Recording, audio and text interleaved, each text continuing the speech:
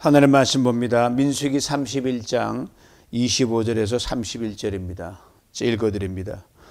여호와께서 모세에게 말씀하여 이르시되 너는 제사장 엘르아살과 회중의 수령들과 더불어 이 사로잡은 사람들과 짐승들을 계수하고 그 얻은 물건을 반분하여 그 절반은 전쟁에 나갔던 군인들에게 주고 절반은 회중에게 주고 전쟁에 나갔던 군인들은 사람이나 소나 나귀나 양떼의 500분의 1을 여호와께 드릴지니라. 곧 이들 그들의 절반에서 가져다가 여호와의 거제로 제사장 엘르아살에게 주고 또 이스라엘 자손이 받은 절반에서는 사람이나 소나 나귀나 양떼나 각종 짐승 50분의 1을 가져다가 여호와의 성막을 맡은 레위인에게 주라. 모세와 제사장 엘르아살이 여호와께서 모세에게 명령하신 대로 하니라. 아멘. 오늘 본문 말씀은 이스라엘 백성들이 광야 40년 방황을 다 마치고 이제 가나안을 들어갈 모든 차별을 마친 후에 치러진 일들과 그 후속에 대해서 말하고 있습니다. 모세에게 이렇게 말씀하십니다. 31장 2절이에요. 미디안에게 이스라엘 자손의 원수를 갚으라. 아주 강력한 명령입니다. 그리고 이렇게 말씀하십니다. 그 후에 내가 내 조상에게로 돌아가리라. 아시는 모세는 가나안 땅에 들어가지 못합니다. 그래서 들어가지 못하고 이제 하나님 명하신 이 미디안과의 전쟁을 끝으로 모세는 하나님 품에 안깁니다. 그리고 여호수아 리더십의 하에 가나안 땅으로 이제 들어가게 됩니다. 오늘 본문은 이스라엘 백성이 광야의 끝에 미디안과의 전쟁을 수행하고 난 후에 그들이 얻은 전리품 분배하는 과정이 나오는데 바로 그 전리품을 얻는 그 미디안 전쟁이 아주 의미심장합니다. 이스라엘 역사를 보면은 어두운 죄의 역사도 있지만 참으로 끔찍한 전쟁의 역사이기도 합니다. 그 전쟁이 이스라엘의 죄와 이스라엘의 어떤 그 실수와 허물을 깨우치기 위한 심판의 성격을 지닌 전쟁이기도 하지만 때로 오늘 본문처럼 하나님이 주도하셔서 하나님 이스라엘의 거룩성을 회복하기 위한 전쟁이기도 합니다. 오늘 전쟁이 바로 그것이고 이제 이 전쟁이 끝나면 가나안으로 들어가거든요. 누구보다 이스라엘 백성의 체질을 잘 아시는 분이 하나님이십니다. 그래서 뭔가 하나 분명히 정비할 것이 있어서 이 마지막 미디안과의 전쟁을 수행하게 하십니다. 고려 전쟁은 미디안 족속에 대한 마지막 마무리 심판이며 이스라엘 백성의 거룩을 다 회복시키기 위한 전쟁입니다. 그 내용을 보면 끔찍해요. 꼭 이렇게 했어야만 되나. 그러나 그 의미를 더듬어 가보면 그렇게 할 수밖에 없는 그런 단초들이 있습니다. 여러분 아시는 대로 그 발람이 이스라엘 백성들의 축복을 세 차례 그다음에 마지막 하나 마무리 선포하잖아요. 그 후 일어난 사건이 뭐냐 하면은 시딤에서 이스라엘 백성들이 모압 여인들과 음행을 저지르는 엄청난 사건이 벌어집니다. 그 사건 때문에 뭐 성경의 숫자를 말하면 무려 2만 4천여 명이 죽임을 당합니다. 그리고 그 하나님의 신실한 종에서 다시 한번 질서를 찾는데 바로 이스라엘 백성들을 무너지게 했던 그 장본인 미디안이에요. 모압 족속의 그 배후에서 모든 걸 진두지휘하고 협력했던 그 족속들이 광야 미디안 족속이었습니다. 그리고 그 모압 여인과의 그 음행 사건에서 이스라엘 백성이 한 사람 여인을 데려오는데 그 여인이 바로 미디안 족속의 여인이라고 분명히 밝힘으로 그 배후의 세력이 미디안임을 분명하게 입증해주고 발람이 그것의 주도적인 아주 꾀를 내서 큰 역할을 했죠. 그래서 이 전쟁에서 하나님의 은혜가 큰 승리를 거둡니다. 그리고 이제 승리하고 돌아온 그 모든 장수들과 그 군인들 딱 보는데 모세가 엄히 꾸짖어요. 들어보세요. 너희들이 지난번 발람의 꾀에 넘어가서 모압 여인의 유혹에 넘어가 우상 숭배에 빠져 하나님의 엄중한 심판받은 것 잊어버렸냐? 아이들 중 남자란 여자들은 다 죽이라. 단순한 민족 간의 전쟁이 아니라는 거죠.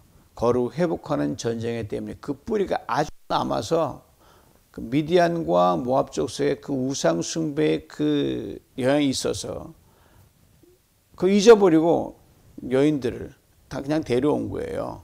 그 여인들 중에 미디안 여인이 포함되어 있었고 그 여인들로 인해서 많은 어려움을 겪었던 그 사건이 얼마 전에 있었거든요.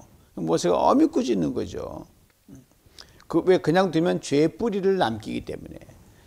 그리고 사내 아이를 죽이라 그러는데 고대 전쟁사에는 충분히 이해가 돼요. 우리나라 뭐 역사도 보면 마찬가지. 사내 아이가 크면 자기 가정과 자기 부족이 이루었던 걸 하면은 이 복수를 하잖아요. 그 미연에 방지하기 위한 미래 전쟁을 막기 위한 선제적 그러한 방편이죠. 좀 잔인하지만 요약하면 하나님은 그 죄의 씨앗을 자라지 못하도록 완전히 제거. 이제는 여기 지나면 방해는 다시 쳐다보지 않거든요. 가나안 들어가기 때문에 아주 깨끗하고 깔끔하게 들어가야 되는데 물론 가나안 들어가서도 이들이 참 많이 속을 썩였지만 그래도 시작을 잘해야 되기 때문에 하나님이 주도적으로 명령해 수행한 전쟁이 미디안과의 전쟁입니다. 하나님 죄의 씨앗을 결코 가볍게 보지 않으니 이것은 훗날 예수 그리스도의 십자가 다시 한 번 더 분명하게 우리가 보여줍니다. 예수 그리스도 죄가 얼마나 무겁고 크면 하나님 자신이 사람이 되시 철저하게 자신이 못 박혀 죽으셔서 철저하게 해결을 하고 나서야 우리의 구원을 이루어 주시거든요. 우리 때문에. 그게 마지막 파이널 결말이 십자가죠. 그러기에 오늘을 사는 우리들은 오늘 본문에 등장하는 물리적인 심판 없이도 믿음으로 구원받은 게 얼마나 감사한지 모릅니다. 그 믿음 안에서 우리는 우리 아무 공로 없이 죄가 덮임을 받았고 은혜의 그 옷을 입게 되었기 때문이죠. 이걸 정말 깊이 깨달아야 됩니다. 그 광야 시절 지나간 이스라엘 백성들 예수 그리스도 모르는 그 상태에서도 물론 타락과 음란과 허물 많이 있는 백성도 있었지만 정말 순수하게 하나님을 따랐던 순종한 사람이 있었거든요. 우리는 그보다 훨씬 더 은혜를 입은 사람들이기 때문에 우리의 거룩은 더욱더 선명해져 간다는 우리가 이 본문을 통해서 깨닫게 되죠. 그러게 미디안과의 전쟁은 가나안 들어가기 직전에 거룩한 하나님의 백성들로 살아가기 위한 하나님의 마지막 백신이라고 생각하면 됩니다. 자, 그래서 이 미디안과의 전쟁이 마무리됐습니다. 하나님이 시작한 전쟁이고요. 하나님이 승리로 이끄셨습니다. 그래서 이제 거룩한 공동체성을 회복시킨 후에 비로소 전쟁에서 얻은 그 전리품들을 사람을 포함하여 나누어 주십니다. 그 전리품 분배하는 과정이 아주 독특합니다. 그 세 가지 일깨워주는 하나는 하나님의 공평은 사람의 공로가 아닌 사람의 성취가 아닌 사명을 따라 주시는 것이다. 이게 첫 번째고 두 번째는 하나님의 은혜는 질서 안에서 모든 이에게 골고루 나누어 주신다는 겁니다. 그 다음에 이러한 공평하신 하나님 그 은혜를 더는 우리들은 감사와 순종으로 나가야 된다는 것. 이거 오늘 본문의 큰 세 개의 그림입니다. 자, 좀 이제 본문을 더듬어 갑니다. 세상에서는 우리 논리가 어때요? 더 많이 일한 사람이 더 많이 가져가는 게 세상 논리 아닙니까? 때로는 다 가져가죠. winner take all. 다 가져가 버리죠.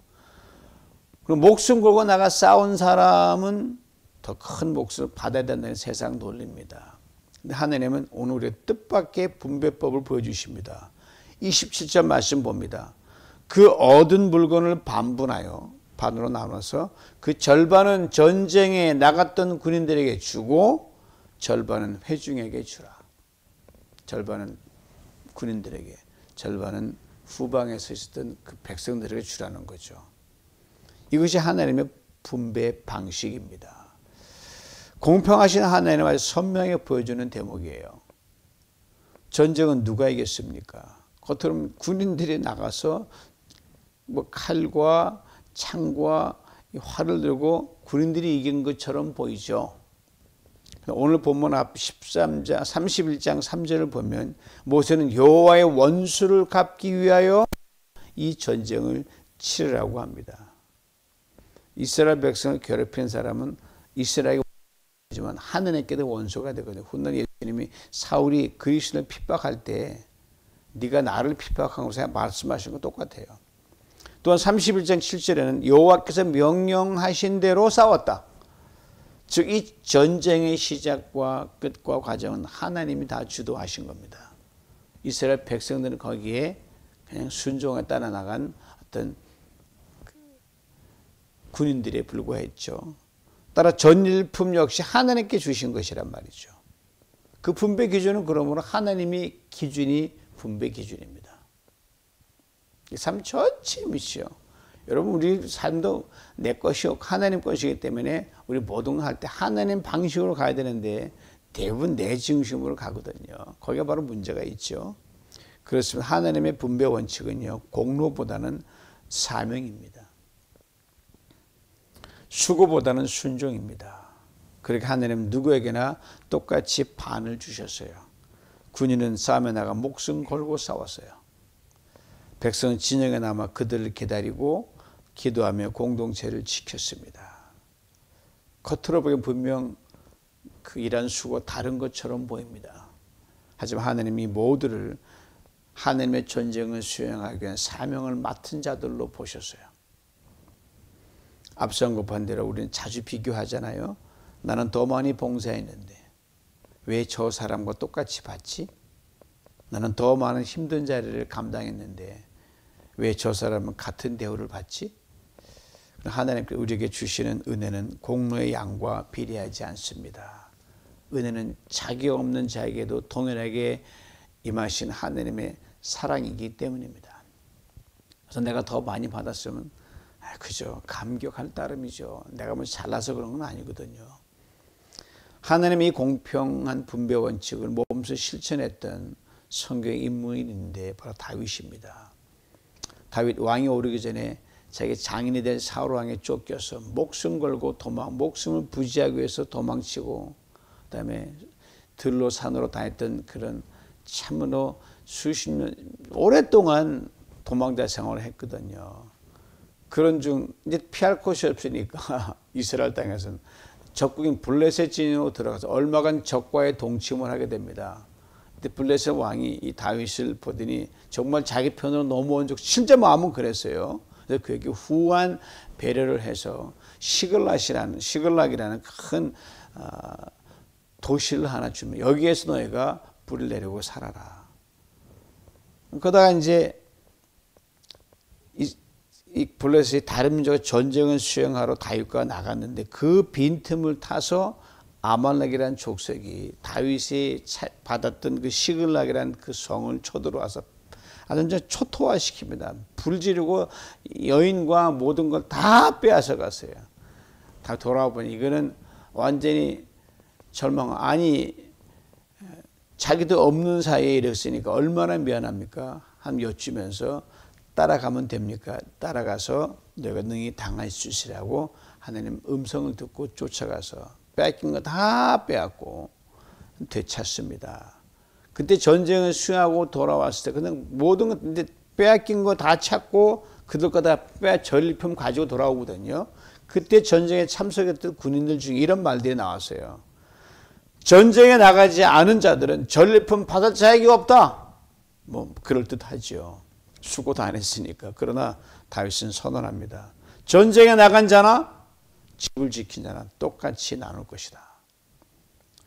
다윗은 이 분배 방식을 이스라엘의 대대로 규례로 삼았습니다. 한 번으로 그친 것이 아니고 이것이 바로 하나님의 분배 방식입니다.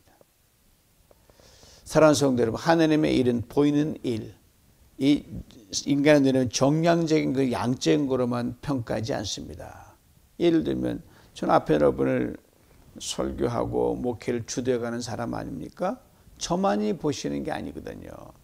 뒤에 있을 때는 주일 헌금바구니를 들고 봉사하는 분들, 예배 시간 일찍 나와 예배 준비를 돕는 분들, 교회와 지체를 쉼없이 중보기도의 시간을 쌓아 올리시는 분들, 주님의 교회와 제대로 섬기기 위해 자원의 시간과 노력과 땀과 희생을 다 하시는 분들, 보이지 않는 헌신, 묵묵히 순종하는 그 모습, 하나님이 모든 것들을 그 마음의 순수한 동기 그대로 보시면서 동일한 웨이트와 밸류로 보시고 평가하시고 은혜를 주신다는 겁니다.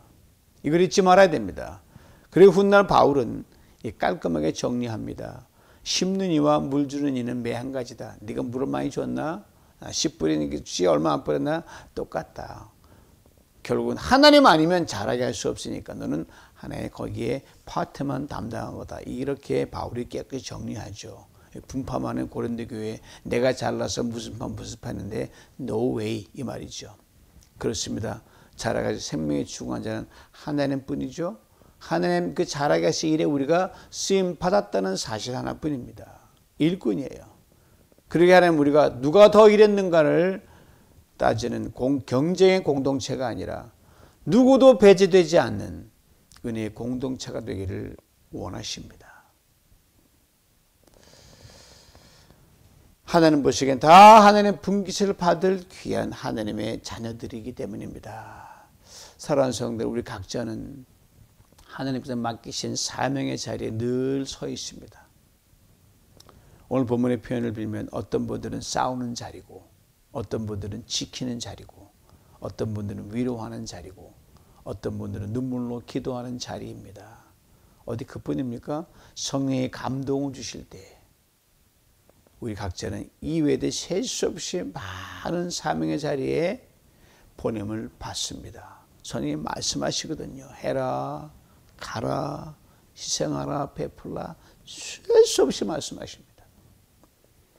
그 자리에서 최선을 다할 때 하나님은 그 모든 자를 다 기억하십니다.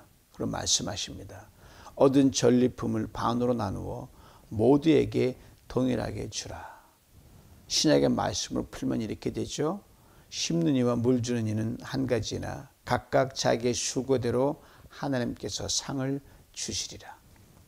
나중은 이 사람에게 너와 같이 주는 것이 내 뜻이니라. 먼저 왔다고 많이 받고 나중 왔다고 깎아서 얼마 주는 게 아니라 동일하게 준다는 거죠. 내 것 가지고 내 뜻대로 할 것이니라. 아주 귀한 말씀하시거든요. 이걸 이렇게 평범한 일상의 언어로 풀면 이렇게 되지 않겠습니까? 섬김의 방식은 달라도 은혜는 동일하다. 각각의 자리에서 충성했기에 주님 모두에게 같은 상을 주신다. 우리가 이 세상 논리로 보니까 크나 작으나 하나님 보시기엔 다 그렇죠. 공평하신 하나님께서 은혜의 질서를 따라 전리품을 분배받은 군인들과 백성들 또 하나 중요한 말씀을 들려주십니다. 오늘 보면 28절 30절이 들어보세요. 전쟁에 나갔던 군인들은 사람이나 소나 나귀나 양떼 500분의 1을 여호와께 드릴지니라. 곧 이를 그들의 절반에서 가져다가 여호와의 거제로 제사장 엘르아살에게 주고 또 이스라엘 자손이 받은 절반에서는 사람이나 소나 나귀나 양떼나 각종 짐승 50분의 1을 가져다가 여호와의 성막을 맡은 레위인에게 주라. 또 오늘 보면 이렇게 끝을 맺습니다. 31절입니다. 모세와 제사장 엘르아살이 여호와께서 모세에게 명령하신 대로 하니라. 즉 군인이든 일반 백성이든 자신들이 받은 전리품 중에서 얼마를 때 하나님께 드리라고 했더니 그대로 순종했다는 말입니다. 내 몫의 것을 떼어 하나님께 드리는 것, 이게 바로 감사입니다. 그렇습니다. 은혜를 진정 아는 사람은요, 감사할 줄 압니다. 아니, 감사할 수밖에 없습니다. 지금 내가 누리고 있는 것, 하나님 주신 것이라는 것을 진정 아는 사람은요, 감사할 줄 압니다. 사실 받은 것, 내 것이라고 주장할 거 하나도 없잖아요. 세월이 가면서 느껴지는 거예요. 근데 하나님께서 즉 일부만 떼서 드리라고 하시니 이거 얼마나 고맙고 감사합니까? 다 드리라 그래도 우리 생명 다 하나님의 것인데 드릴 판인데 요것만 드리라. 그러므로 하나님께 구체적으로 드리는 감사가 없는 사람은요, 이보다 아무리 은혜를 고백해도 정작 은혜를 모르는 사람입니다. 분명합니다. 이것을 잊지 말아야 됩니다. 이제 오늘 말씀 뭐나 우리 주님께서 이렇게 확실하게 정리해 주십니다. 이에 대해 예수님 누가복음 17장 7절에 이런 말씀하셔요. 너 지금 누구에게 밭을 갈거나 양을 치는 종이 있어 밭에 돌아오면 어서 와서 앉아서 먹으라 하겠느냐. 도리어 그대로 야 주인이 내 떡을 준비하고 띠를 띠고 내가 먹고 마시는 동안에 쭉 두고 너는 또 이 엑스트라 마일을 가라 하지 않겠냐. 왜? 종이니까. 종이 명령한 대로 했다고 해서 종의 주인이 감사하겠느냐?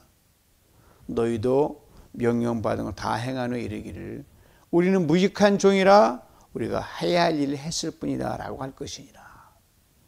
예수님 말씀 요지는 이거예요. 너희는 수고했으니 그게 당연한 것이며 사례를 기대하지 말라는 거예요. 이 말씀 잘 새겨 들으셔야 됩니다. 공평하신 하나님께서 우리 각자가 한 수고와 헌신 하나 남김을 다 기억하시는 하나님께서 너 국물도 없어 그렇게 말씀하시는 야박한 하나님 결코 아니죠. 예수님의 말씀의 핵심 이겁니다. 내 수고에 따르는 복을 네 계산법으로 하지 말라는 거예요. 그럼 네 계산법 조금 그거 복밖에 못 받는다는 거예요. 그렇게 되면 내가 얼마나 했는데 나는 더 많이 수고했는데 하나님 왜 나보다 저 사람을 더 복 주시지 않은 비교의식에 사로잡혀서 율법적인 사람이 되고 수고한 후에도 진정한 기쁨이 없는 공로주의에 빠지기 때문입니다. 그러니 자기 기준에 모자라면 원망하고 낙심하고 시리에 빠지기 쉽기 때문이지요. 종이 주인을 위해 수고했으면 모든 처분은 주인에게 맡기는 게 당연하잖아요. 그렇듯 너희도 그렇게 하라는 말씀이에요. 아시는 우리 하나님 우리에게 복 주시는 참 좋으신 하나님이십니다. 은혜는 상상할 수도 없고요. 그렇게 있는 힘을 다해 수고하고 결국엔 주님께 맡기고 평에 넉넉한 마음으로 종에게 할 일을 주신 것만으로 감사합니다. 그런 겸손함으로 살아가라는 거죠. 그때 하나님이요 우리 주시는 복은 상상 플러스입니다.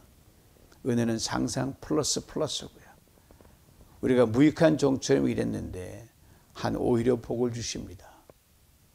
오늘 본문에서 군인과 백성에게 동일한 몫을 나누어 주셨듯이 하나님 일한 대로가 아니라 은혜로 우리에게 복을 만족할 만큼 나누어 주십니다. 반씩 나누어 주셔도요 만족은 온전한 하나라는 것 아십니까? 벌써 무익한 종으로 살기 벅찬데 하나님 우리를 예수 안에서 아예 종이 아닌 자녀로 불러주셨습니다. 여기에 얹어서 우리가 마땅히 감당한 헌신과 충성에 따라 하늘의 분깃을 또 허락해 주십니다. 아니 하나님 자신에게 분깃이 되어 주셨단 말입니다. 바로 예수 그리스도 주님이시죠. 그러므로 사랑하는 성도 여러분, 하나님 나라는 보상이 아니라 은혜로 움직입니다. 그것도 공평한 은혜입니다. 그 누구도 모자람이 없이 만족함을 느끼는 그런 은혜로 움직입니다. 그러기에 하나님 나라와 나라의 공평은 나만을 하나님이 가장 사랑하신다라고 느끼는 그런 기이한 공평입니다. 그러기에 내 은혜가 제일 큽니다. 고백하는 그런 은혜죠. 하나님이 나와 너 각자를 위한 분깃이 되어 십자가에 죽으셨기 때문입니다. 그리고 오늘 본문의 말씀처럼 내가 싸워 얻은 것이 아니라 하나님 나눠주시는 가장 큰 은혜로 우리는 살아갑니다.